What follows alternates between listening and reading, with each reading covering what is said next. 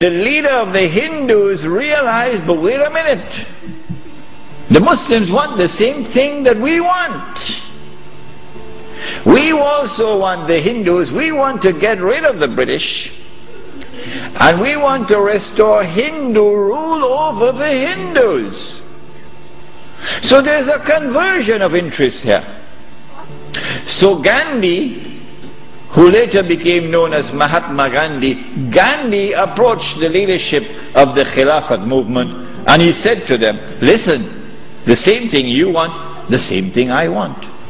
So why don't we join forces? Will you allow me to join the Khilafat movement? And guess what the leadership of the Indian Muslims did? It was a revolutionary theory on their part, and we praise them tonight. They admitted, they accepted the offer of Gandhi, and they formed an alliance. And so the Khilafat movement in India now became a Hindu-Muslim alliance for the purpose of getting rid of British rule. And then that would replace, that which would replace British rule would be Islamic rule over Muslims and Hindu rule over Hindus. This constituted the most dangerous of all threats that Western civilization have ever experienced in its entire period of colonization of mankind. This Khilafat movement. Because the Western objective was to demolish every existing state structure in the world and replace it with the secular state. So that eventually the secular state could be brought under the umbrella of a League of Nations and eventually a United Nations, and this would be political globalization at work. If the Khilafat movement were to succeed, then one of the most important communities in the world, the Indian Muslims, will escape. Because when the British withdrew, Muslims will be ruled by Islam and Hindus will be ruled by Hinduism. Between 1920 and 1924, the Khilafat movement was building up steam at an alarming rate. And by 1924, the British had calculated, we have to get rid of this Khilafat movement. And the only way we can think of now is to abolish the Khilafat. And so they put the pressure on Mustafa Kemal. As soon as the Khilafat was abolished, the Khilafat movement in India began to lose steam. In the same year that it was abolished in 1924, in that same year, the secularly minded British, in Indian language they call it chamcha,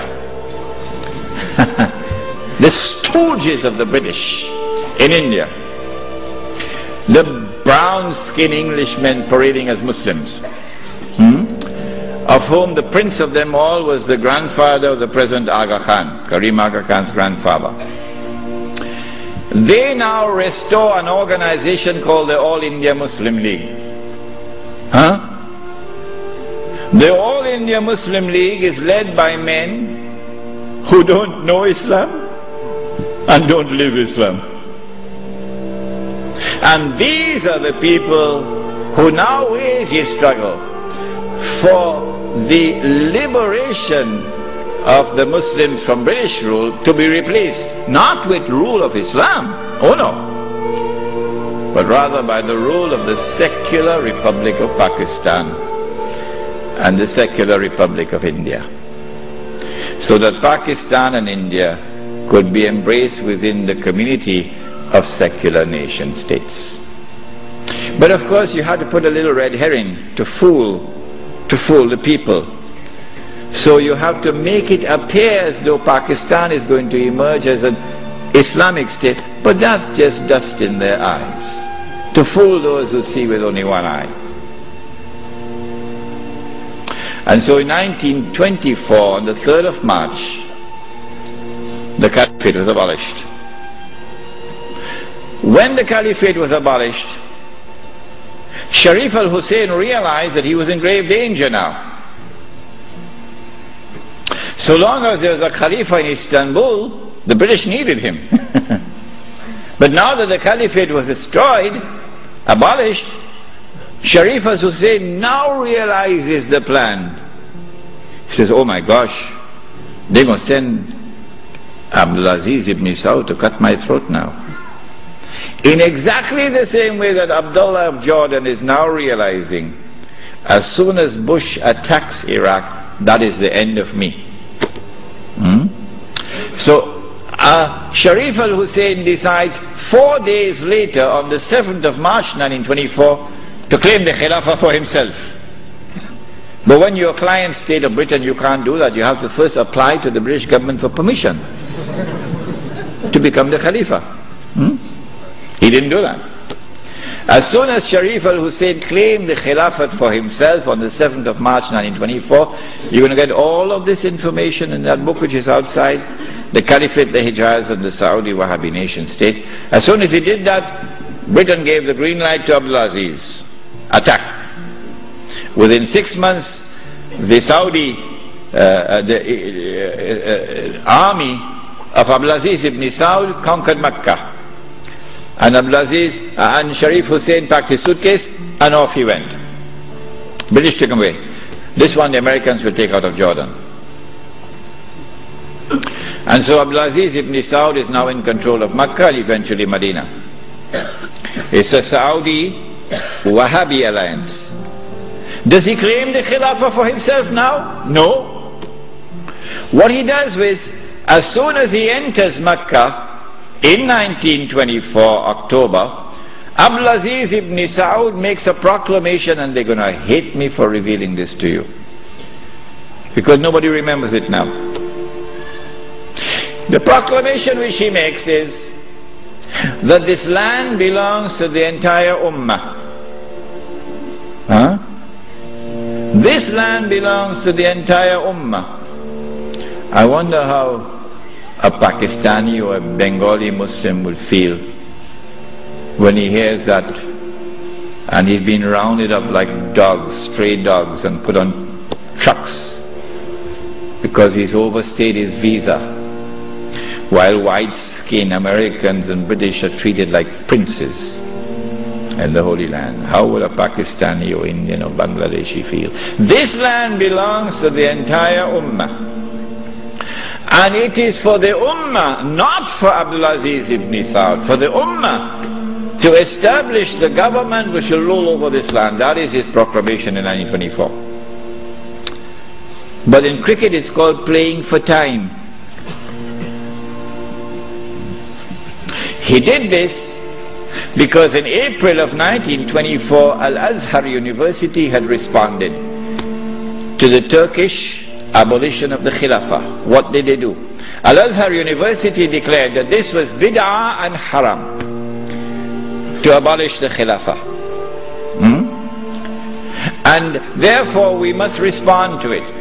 And the response of Al-Azhar is that we must have a mu'tamar, a conference, which would meet and which would appoint a new Khalifa.